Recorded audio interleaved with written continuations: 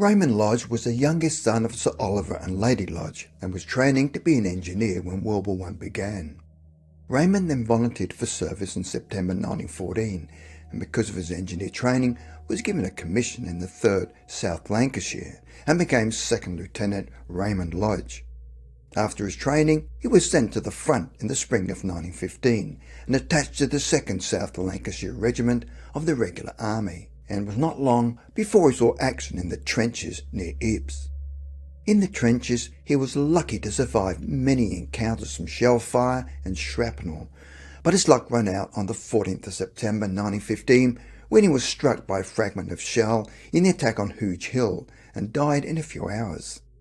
The following notification came via a telegram from the War Office on the 17th of September 1915 with the following words: "Deeply regret to inform you that 2nd Lieutenant R. Lodge, 2nd South Lancashire, was wounded on the 14th of September and has since died. Lord Kitchener expresses his sympathy."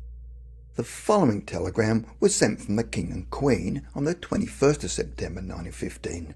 "The King and Queen deeply regret the loss you and the Army have sustained by the death of your son in the service of his country. Their Majesties truly sympathise with you in your sorrow." However, that would not be the last time his parents would have communications with their son, when on the 25th of September 2015, his mother was sitting with a medium called Mrs. Leonard. The medium had received the following message purporting to come from a deceased son, Raymond. "Tell father I've met some friends of his." His mother asked him for a name and he replied, "Myers." Myers was a close friend of his father's, who had died many years ago in Rome when Raymond was just 12 years old. 2 days later, on the 27th of September, she had another sitting with Mrs. Leonard, who informed her that her guide was a young girl with the name of Fida. Short time later, the meeting went into a trance, which he described a young man with a message that said he finds it difficult, but he's got so many kind friends helping him. He didn't think when he first woke up that he was going to be happy, but now he is, and he says he's going to be happier. He knows that as soon as he is a little more ready, he's got a great deal of work to do. "I almost wonder," he says, "shall I be fit and able to do it? They tell me I shall. I have instructors and teachers with me. People think I say I'm happy in order to make them happier, but I don't. I've met many new friends. I don't know them all. I've met many who tell me that they will explain why they are helping me. I feel I've got 2 fathers now. I don't feel I've lost one and got another. I've got both. There is a weight off my mind, and I feel brighter and lighter and happier altogether. There was confusion at first.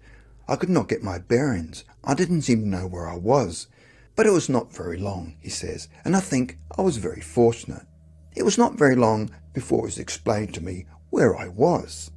His father, Oliver Lodge, was an experienced researcher into paranormal phenomena and a former president of the British Society for Psychical Research, and believed that his son was communicating with him from the spirit world. Before they approached other mediums, Sir Oliver was careful who he communicated with and remained anonymous in his inquiries with various mediums to prevent possible charlatans gaining information on him and his family. Sir Oliver and his wife then proceeded to have regular sittings with mediums to enable them to further communicate with their deceased son. Their son claimed that the spirit world was like a summerland and was a place where the dead were allowed time to recover from the shock of their death. They were also reunited with relatives who had previously died. Raymond also claimed to have been reunited with his brother and sister, and the first person to greet him when he first passed over was his grandfather.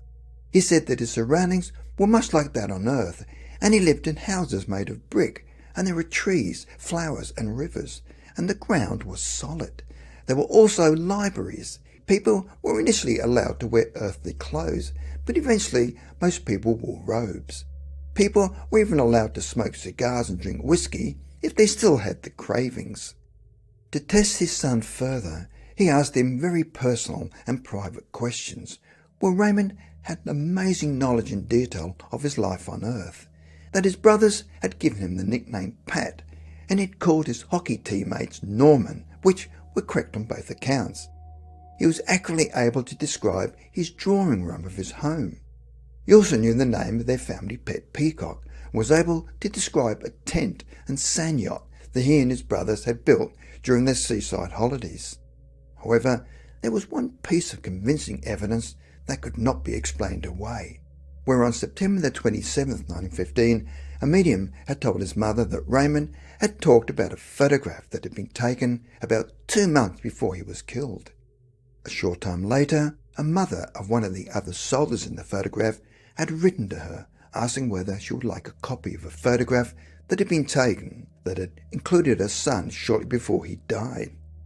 Before the photograph had arrived, his father attended a séance where he wanted to know more about the photograph that his son was in. Through the medium, his son said that the photograph had been taken against a black background with lines at the back of them, and also that while they were posing, someone was leaning on him but was unsure whether that came out in the photo.